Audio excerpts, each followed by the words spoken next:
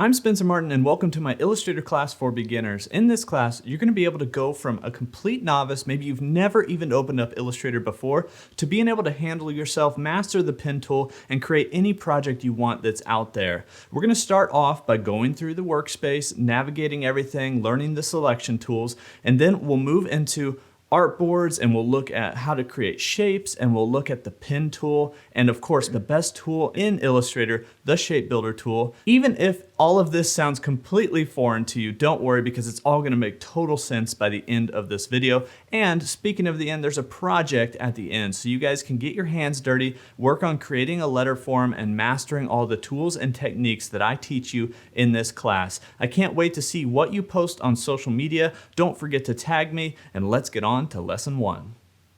In this first lesson, we're going to talk about selection tools and navigation. So to begin with, I am in Illustrator's latest workspace, and that is up here under Window. Once you have an Illustrator document open, you go to Workspace and then Essentials. So this is the new Essentials workspace. If you're familiar with Illustrator, any version before CC 2018, you'll remember that everything is up here in the tool panel. However, everything has now been moved over to the right in this new properties panel. They also give you layers and then libraries. So we're going to be looking at some of the things in this properties panel to the right. If you're not updated, this may look a little bit different for you, but all of the information is still going to remain the same in these tutorials in this course. So just bear with me, and I would recommend updating to the latest Illustrator Creative Cloud 2018 release. Now that we have the workspace figured out, let's talk about navigating a little bit. So Illustrator is made up of a giant, big old canvas, right? All this gray space out here. And then this white space here is the artboard that it gives us. And when you create a new document, like I created, 1920 by 1080, it made my first artboard that size.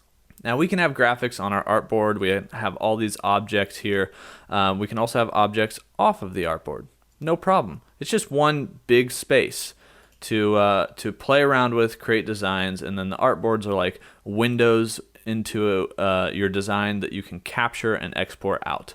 So let's go ahead and zoom in and out with Command minus or Control minus on a PC, and then Command plus or Control plus on a PC. So Command minus is going to zoom me out, and then if I start hitting plus, I can zoom back in. So you'll see when I zoom all the way out, we have a huge canvas to work with. And we can create multiple artboards on this canvas, and we can move around and play with our views and edit objects and modify shapes and do all sorts of things. So if I hold this space bar, notice my cursor here turns to a hand. I'm holding spacebar. As long as I hold it, the hand's up. When I let go, it goes back to the cursor.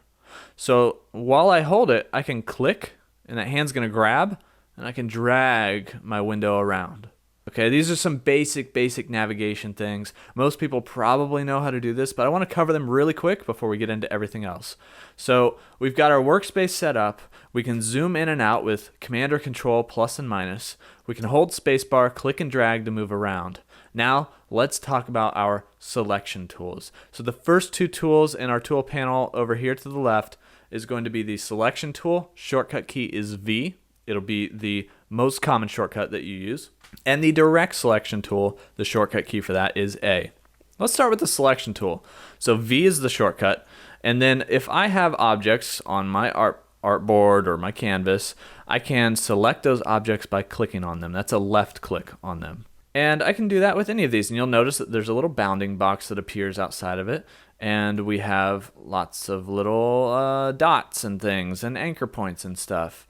So with this selection tool, the basic selection tool, it essentially selects the entire shape or the entire group of shapes.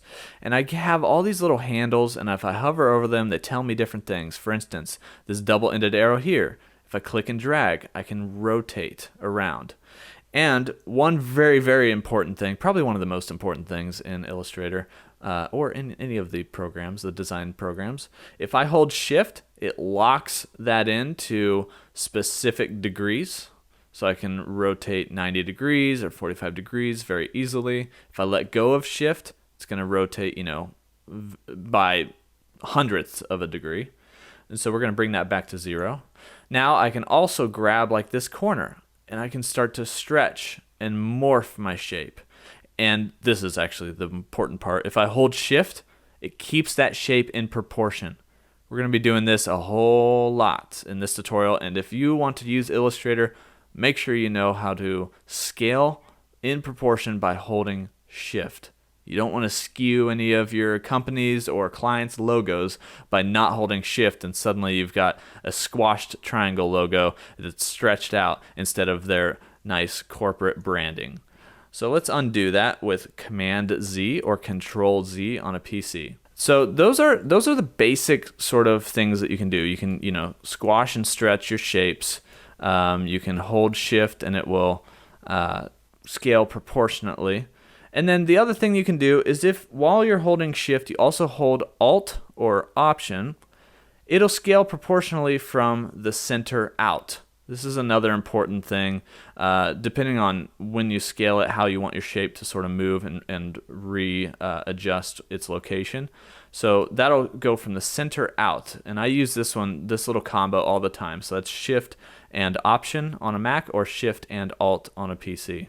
Now, once again, if we don't hold shift on that, it's going to do the same thing from the center out, except that it's going to actually stretch and skew our shapes. And if we hold one of these corners, same thing. It's going to stretch and skew from the center out if I'm holding Option or Alt on a PC. So those are the basic things you can do with the regular selection tool. Now let's take a look at the direct selection tool. If I have the direct selection tool and I click on my shape, it's going to select the whole shape again. Same thing with this guy over here. But you'll notice that where'd that bounding box go? Well, we don't have it anymore. Instead, it's highlighted each of the anchor points.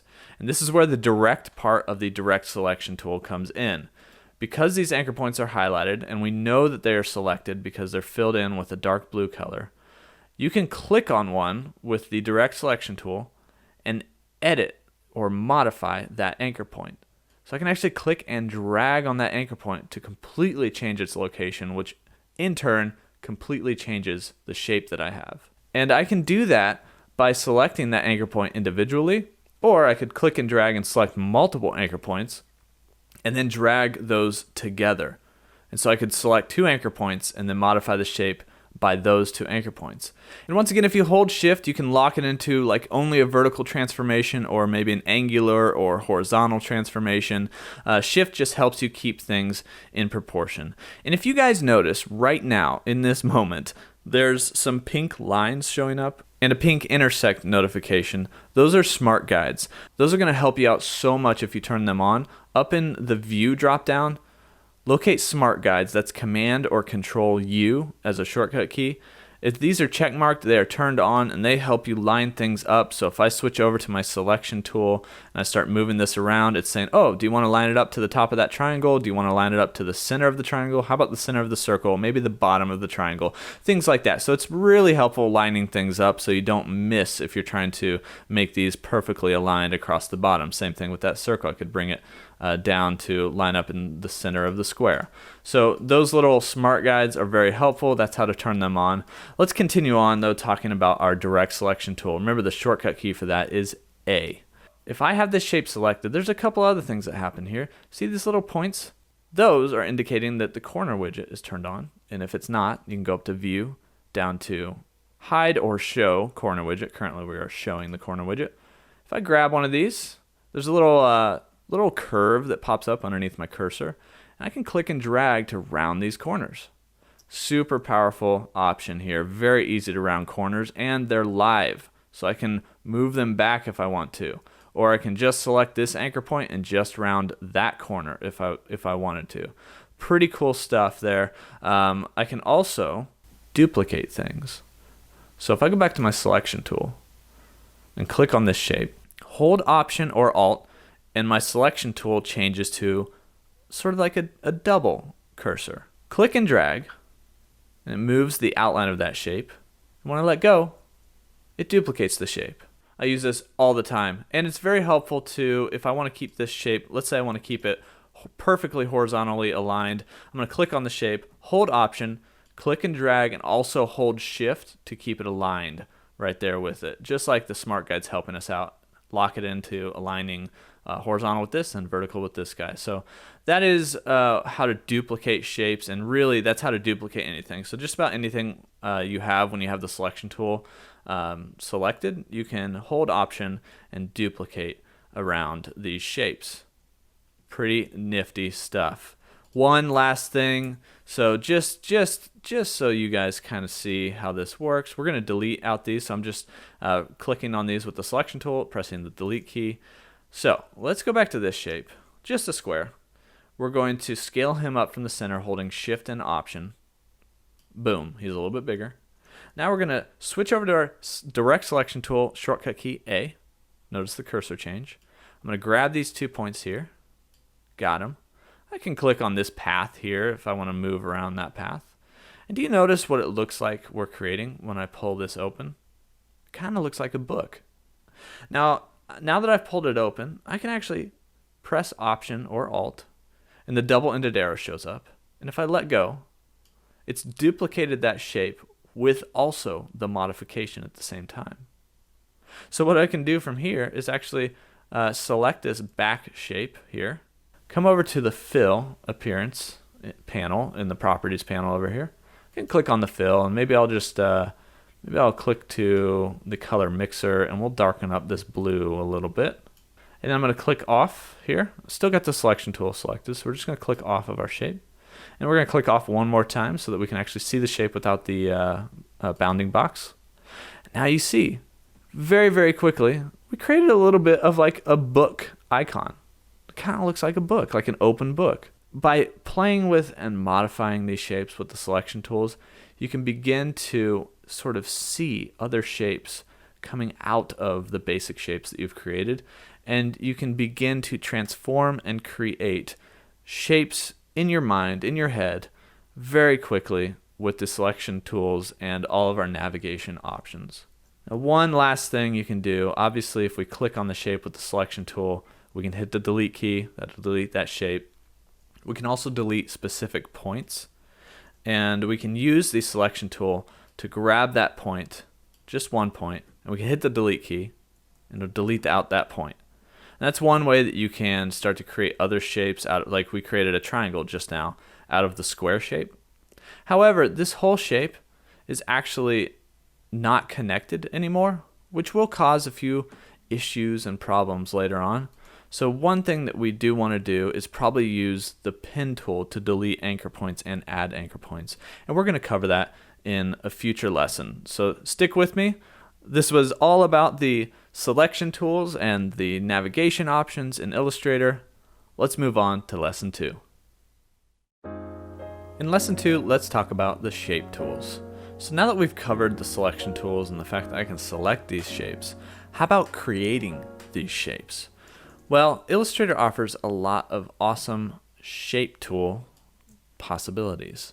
For instance, over here, if I click and hold on this rectangle tool, the shortcut key for that is M. While I click and hold, I can actually select from any one of these different tools: rounded rectangle, ellipse tool, polygon tool, and star tool. We're going to look at the rectangle tool first. So the shortcut key once again is M. That's another pretty basic shortcut you want to learn. Now before I draw anything with this, check out the appearance panel over here to the right. Right now I have fill selected and I have a color. Stroke currently is on none. And the opacity, 100%. So that's what's going to show up when I draw my shape, is that color filled in without any stroke around the shape. So if I just click and drag with the rectangle tool, I can create a rectangle or a square shape or any other sort of little rectangular shape. And when I let go, it's going to create that shape. Now there's a couple modifier keys that we can use while we create our shapes. So back to that rectangle tool, we'll come over here. If I hold Shift while I create that rectangle, it's going to keep it in proportion as a perfect square. So that's how we create perfect squares, by holding Shift while creating that shape. Now I'm going to undo those, Command Z. So if I want to create from the center out a perfect square, I can hold Option and Shift to create a perfect square from the center out. Notice how I drag and we're just scaling from the center. Same thing goes with if I want to create like a rectangle from the center, I can create all different types of shapes of a rectangle from the center out if I just hold that Option or Alt key. That's pretty much it with the rectangle tool. So we're going to go ahead and select both of those with our selection tool. Shortcut key is V, and just hit the delete key to delete those out. Now let's move on to, we're going to skip the rounded rectangle tool because I showed you in the last one how to round corners. Pretty much the same thing. Let's go to the ellipse tool. The ellipse tool, for instance, creating this circle, works in the same way. It's click and drag to create like oval shapes, or click and drag with shift to create a perfect circle. Once again, click and drag to create it from the center out by holding shift and option or shift and alt on a PC. Pretty simple to create those shapes. We'll delete those out. Let's move on to something called the polygon tool. With this tool, we can create different types of polygons. Notice how we started on a triangle here. Yours is probably going to start with more sides to it. So to add sides while I create this polygon, I can actually press up and down on the arrow keys to add numbers of sides to our shape. And we can add tons and tons and tons, an infinite number of sides. Notice how it's getting closer and closer to a circle the more sides I add. And I can press down to decrease the number of sides. So we're talking pentagons and hexagons, octagons, and then also easily we can create squares and triangles. So that's actually how I like to prefer to create a triangle shape. But then also if I want to create a hexagon, pentagon type of shape, I can do that as well. Now, one last thing, with all the shape tools, I would say the easiest way to quickly create a triangle, I've got the polygon tool selected. If I click on my canvas, it pops up a little dialog box. It asks me what my radius is that I want, how big, so let's say 250, and then how many sides? Well, let's say I want to create a triangle and have 3 sides. I can click OK, and it's going to create that shape. Very easy. Same thing happens with the rectangle tool. If I click on my canvas, we'll go ahead and delete out some of these. If I click on my canvas, and let's say I want a 500 by 500 point rectangle, hit OK, and there it is. It creates that, which 500 by 500 is, of course, a square. Pretty cool ways that you can utilize the shape tools. Another thing, another shape tool we have is the star tool, which is an interesting one. As we click and drag out from the center, we can press the up and down arrow keys to add points to our star. We can also hold Command to sort of change how pointy those points are. So that's Control on a PC and Command on a Mac, and I'm just dragging in and out with that star tool. If I let go, it's going to stay, and then I can edit the size of it. If I use the up and down arrow keys, it's going to edit how many of those points there are. So just interesting modifier keys that you may not know right off the bat with the shape tools. And that helps you create different types of shapes and things. Although I find myself using mostly these 3 shapes right here: squares, circles, and triangles, to create all kinds of different shapes. And using the shape builder tools, which we'll cover later, you can actually add and subtract shapes with each other. And also you can create custom shapes with the pen tool, which we'll cover in the next lesson. The pen tool is a very versatile tool that allows you to create all sorts of custom shapes and modify your shapes in a very, very direct and customizable way. So to select the pen tool, it's going to be this little pen head icon over here, and that's the pen tool. Shortcut key is P. Once I click that, I get this pen tool icon with a little star that's basically telling me I'm starting a new path. Now over here to the right, once again, we have our appearance panel, fill, and stroke.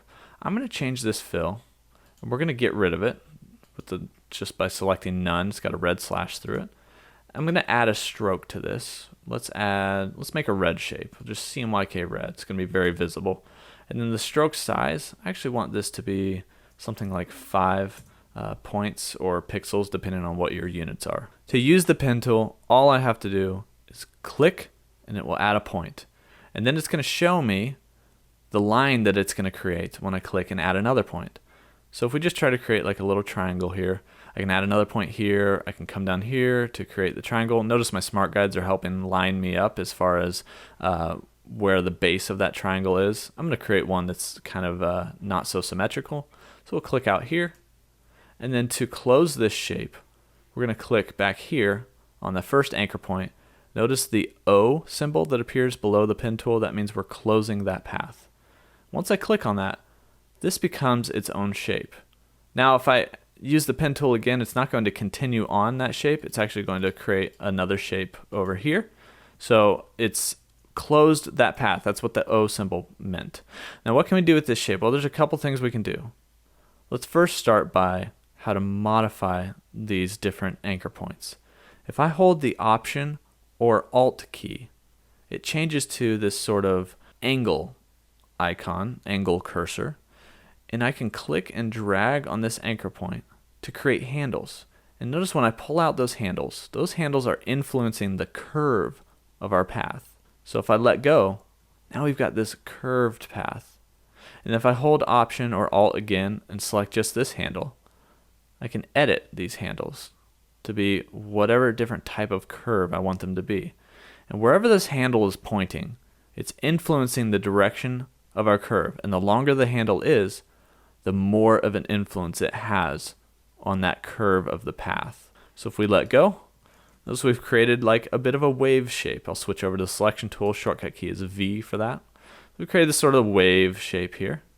Pretty interesting way of editing our points. One other thing we can do is if we go back to the pen tool, shortcut is P, we can add and subtract points to our shape. For instance, I could subtract this anchor point or add something on this path here. Now let's go ahead and select our shape here. Now that we have it selected, we can switch back over to that pen tool. And now you'll see a plus show up to add points to our path, and a minus show up when we're over top of an anchor to actually subtract that point. So if we add a point, let's say down here, just gonna add a point, added that little anchor to that path. And then we can maybe switch over with the Option or Alt key and add a little curve to that. And I think I'll add it maybe this way, like this. There you go. So now we've got this really weird curved shape going on here along the bottom of what was our wave shape. But let's say I don't like that and I want to get rid of that anchor point. All I have to do is click on the anchor point with the pen tool while that minus icon is showing up, and it's going to delete out that anchor point and just take whatever handles there are of the next two anchor points and create a path between those two. So for instance, if we had this as a curved path over here, and I had an anchor point here, and we made that a curve, and then we got rid of it, instead of just being a flat path on the bottom, it's going to look at the handles of this guy and the handles of this guy and sort of create the path between. So that's how to use the pen tool to add and subtract points. Another way is that you can actually build shapes with curves while you're creating them instead of editing them afterwards. So for instance, if I click and drag with the pen tool, it's going to create some handles, and I'm dragging in the direction that I want my path to go. So let's say I want my path to kind of go up here. I want to create like a little sine curve or like a wave. When I let go, it's got that point created, and you can see that as I drag out here, it's already predicting the curve based on my next point. So let's say I create another point here, also click and drag, we can create a curved path. And we can do the same back this way. Click and drag, creating that curved path in the direction that I want the handles to go. The more that I pull them out, the more influence it has on that curve, and the less influence. So that's how we can sort of create these curved shapes as we're building our shape with the pen tool, and then we can close it up, sort of edit that final curve, and then let go. We've got kind of this wonky little shape created. However, you can see the possibilities by using the pen tool to create shapes. Now that this shape is created, remember how I created it with a stroke? Well, we can switch that, add a fill if we wanted to. And a fill is basically all the space in between the shape. It's just going to fill it in with that solid color. And I could change the stroke size to be a lot bigger, or I could get rid of the stroke completely. Now, one other thing with that stroke, if we add it back and we make it, let's say it was 50 points again, I can click on that stroke icon and it's going to open up the stroke panel, and there's all sorts of options in the stroke panel. But one of them is align stroke. I could align the stroke to the inside of the shape. Notice how there's our shape path and the stroke is inside of it. Or I could align the stroke to the outside. That allows you to create some different types of shapes and designs, and we'll look at that later in the project. We will utilize this, but I thought I'd show it to you now anyway. So in the next lesson, I'm going to pretty much show you how I will make shapes and create letter forms and different objects without actually using the pen tool very much. We're going to use the shape builder and the Pathfinder tool. That's coming up next. In this lesson, we're going to look at the shape builder and Pathfinder tools, and I'll show you how you can use them to create all sorts of interesting and complex shapes. First, we need some shapes. So let's go ahead and select that ellipse tool. Shortcut key is L, and I'm going to create a circle on here by clicking, and we'll make it 400 by 400 and hit OK. It's a pretty large circle. Now I'm going to create another circle, or actually I'll just duplicate this circle and we'll bring him over here. And then up in my transform panel in the upper right, instead of 400 by 400, how about we do 200 by 200? Now I've got a little circle. I'm going to bring this circle back to the center of this guy. So I can select both of them, click on this guy, and use my arrangement or alignment tools. And we'll horizontal align and vertical align to make sure that he's right in the center of that. And if you have your smart guides turned on, you could also just drag him over and it'll tell you when you're locked into the center, it'll kind of clip in there. So you can see right now that if I select both of these and I select my shape builder tool, which is over here, it's got like two circles and a cursor. The shortcut key for that is Shift M. I've got it selected and I've got both of these guys selected. As I hover over them, you can see how the shape builder tool actually sees shapes within your shapes. Right? It's highlighting areas of your shapes that could potentially be knocked out of each other. So right now my icon has a little plus cursor next to it, but if I hold Option, it's going to give me a minus cursor. And if I hover over this and click in this highlighted area, it's going to subtract out that circle. And so now if I go back to my selection tool, shortcut key is V, I actually have a shape that's like a donut. So that's a pretty interesting way using the shape builder tool to sort of knock shapes out of each other, and we're going to do that again. So let's select the rectangle tool, shortcut key is M. I'm going to create just a random rectangle that aligns to the center of that circle, just like that, so it's crossing over the top of it. And now with the selection key, or the selection tool, I'm going to select both of these, use Shift M to select the shape builder tool, and now there's all these other different shapes that I can actually edit and select out of this with the shape builder tool. I'm going to hold Option now, or Alt on a PC, switch to that minus, and this time I'm going to click and draw through all these top shapes, just like that. Make a slash through it and let go. It's going to delete all of those out. Now we have half a donut shape, but you might be seeing the bottom of a J.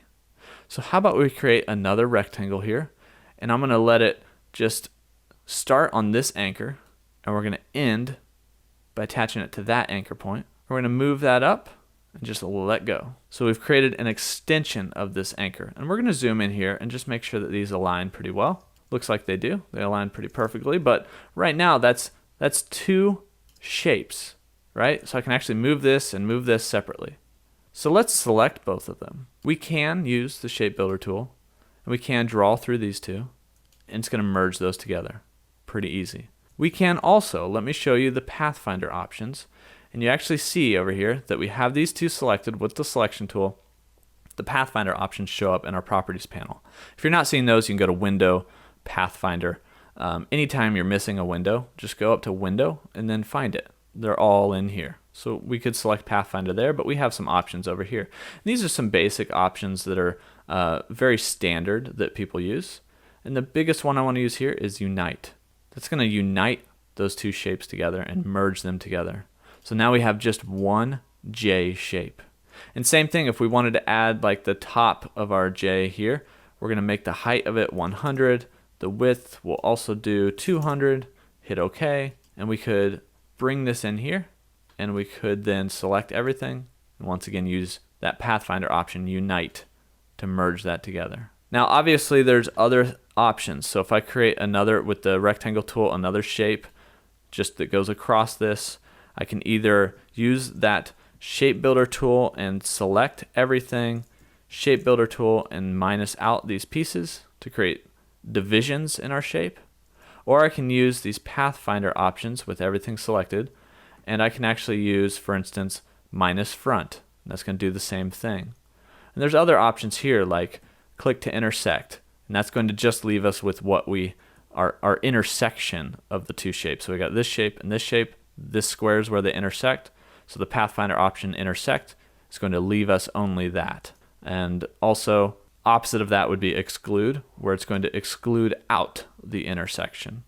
So the Pathfinder tools, Pathfinder options give you a few more adjustments. There's even more if you click this ellipses here. There's more shape modes and different options you can use. For instance, you can just divide that. So now instead of actually modifying anything, it's just divided all of these shapes out. And notice everything is grouped, so we're gonna have to ungroup it. But it's divided all these shapes out, so now I have all these parts to play with instead of actually deleting pieces of it. So the Pathfinder options are very, very strong tools, as well as the Shape Builder tool. And the Shape Builder tool is a pretty awesome one. So remember, all these are pieces now, but if I attach those back together and I switch to my Shape Builder tool, that's Shift M, I can actually draw through all of these, anything I have selected, to add those back in to each other. So that's a pretty powerful thing that I can just add all those shapes up together. So that's a quick rundown of the Shape Builder tools and the Pathfinder options. Next, we're going to look at artboards, how to duplicate them and export them, and then we'll get into the project. So I'll see you in the next lesson. In this final lesson, we're going to look at artboards, how you can create and duplicate them, and how you can export your images from them. So to start off with, an artboard is essentially a space that's like a window into your design. So this white shape here is our artboard that we're working on. What I can do with this, you remember we have our shapes here, so I can zoom out a little bit, and without anything selected, so if I just click into like a blank space area, in my properties panel over here, I get some document properties, so like my units, and then the artboard that I currently have active. And also I can click on this edit artboards to go into the artboard editing mode. So if I click on that, it's going to show me, okay, this is artboard 1 right here, and I actually have it selected. And it gives me some options over here as far as like presets and the name of that artboard. You can transform the artboard to change the size of it. You can actually do the same thing, almost like it's a shape here. You can transform it and undo that. You can move the artwork with the artboard, which is something we are going to do. Although it's nice to have the ability to check that on or off, because sometimes it can be annoying when you don't actually want to move the artwork. And then also there's more artboard options. So we can go in here and there's lots of different options, constraining proportions. We can show different things like center marks and crosshairs, and then other global options too. So we're going to cancel out of that. What I really want to show you is if I just move over here, just in the same way I can duplicate shapes by holding Option or Alt, I can duplicate artboards. And I can hold my Shift key to keep it aligned there. And we can move it right over here. So now we have a duplicate artboard. You see it's artboard 1 copy, it's actually artboard 2 essentially, and we could rename that if we wanted to. Instead of artboard 1 copy, we could say artboard 2. And so with artboard 2, we can hit this exit or we can hit escape to exit out. But now we have 2 artboards set up with a duplicate set of all the elements that were on that artboard. So why is this important? Well, when you create multiple artboards, you can actually create iterations of your designs or different pages of your design. For instance, we could select all of these shapes, and instead of having them fill, we could change them to a stroke. Let's do 10 points, and then we could delete out the fill. And now we have a filled version of our shapes and a stroked version of our shapes, or outlined version of our shapes. And potentially we could do the same thing where, and this is actually new in CC 2018, we can go back to edit artboards, we can shift click on both our artboards, duplicate them by holding Option or Alt and bring them down.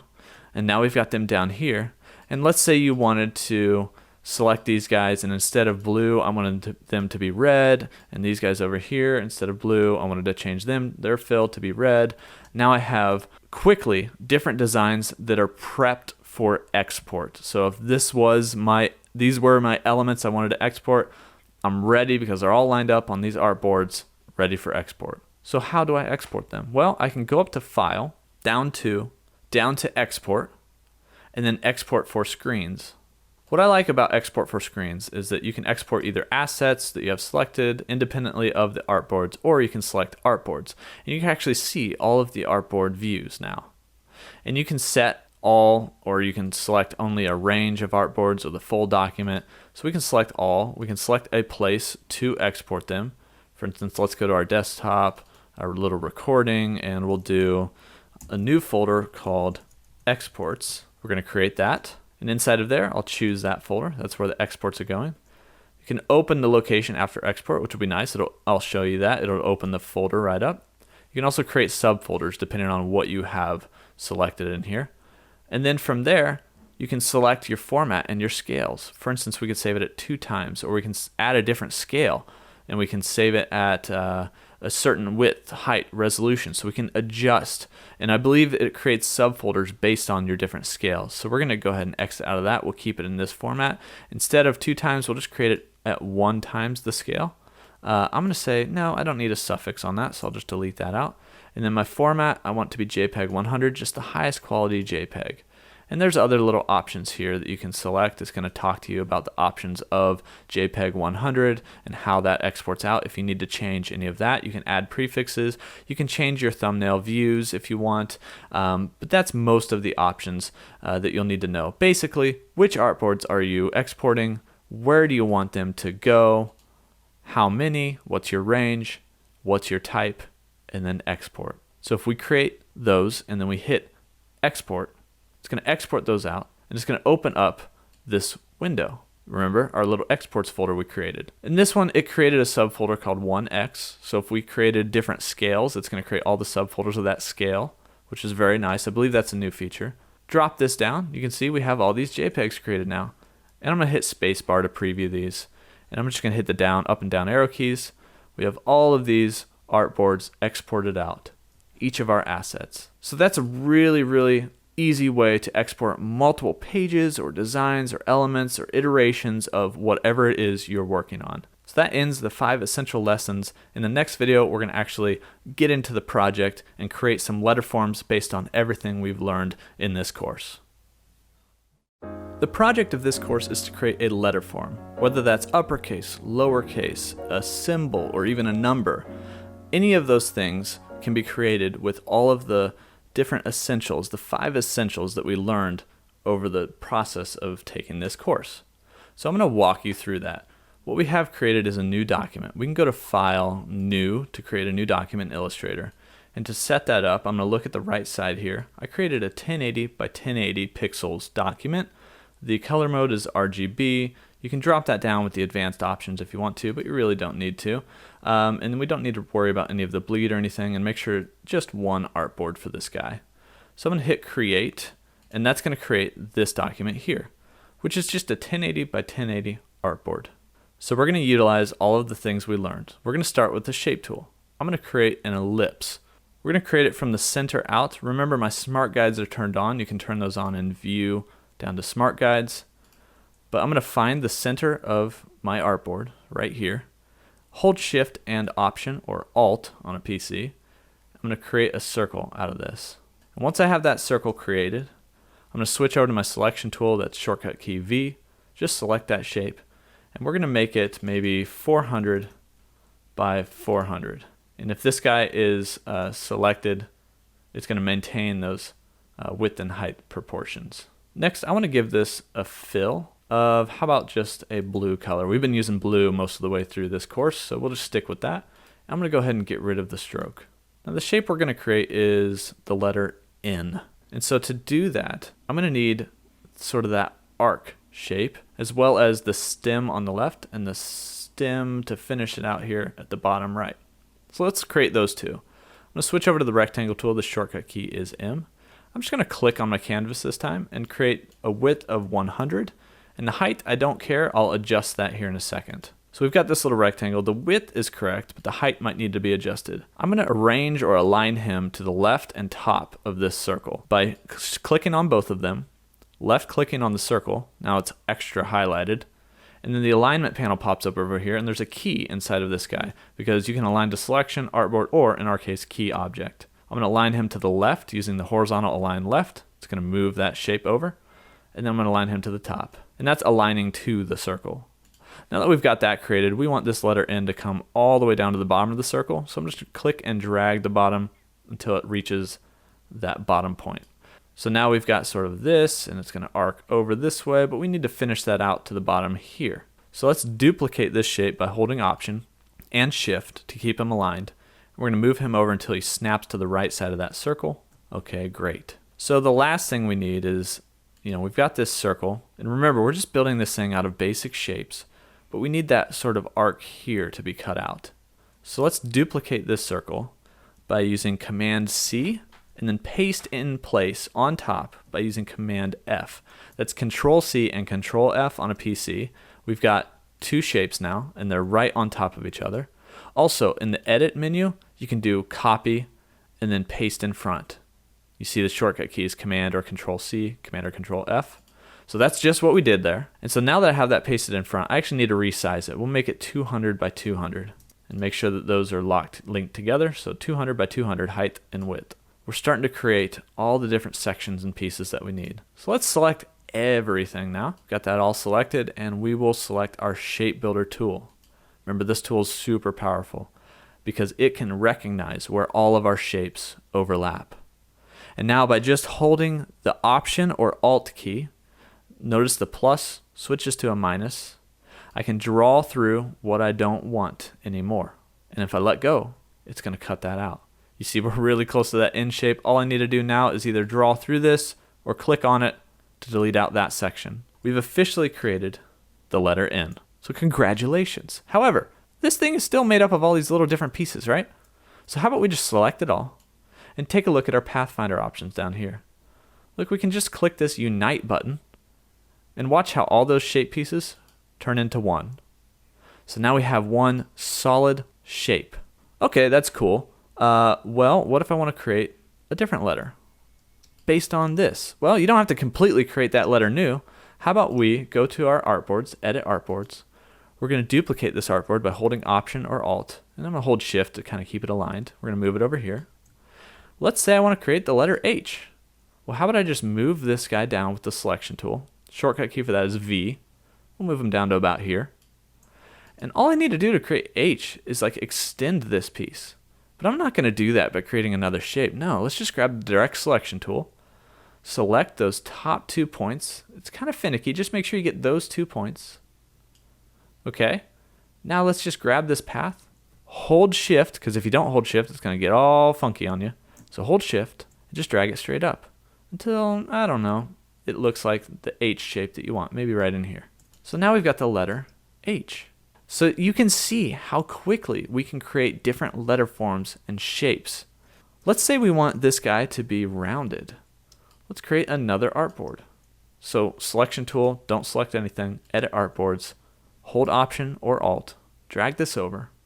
We got another artboard with the letter H, but this one, I want him to be a rounded H. Press A and select these top 2 points and just pull in the corners to the very center until it even gives us a warning that that's as far as it can go. See how we've rounded the end of that? Now there's something weird down here. We're going to need to switch over to the pen tool. I'm going to zoom in with Command plus there.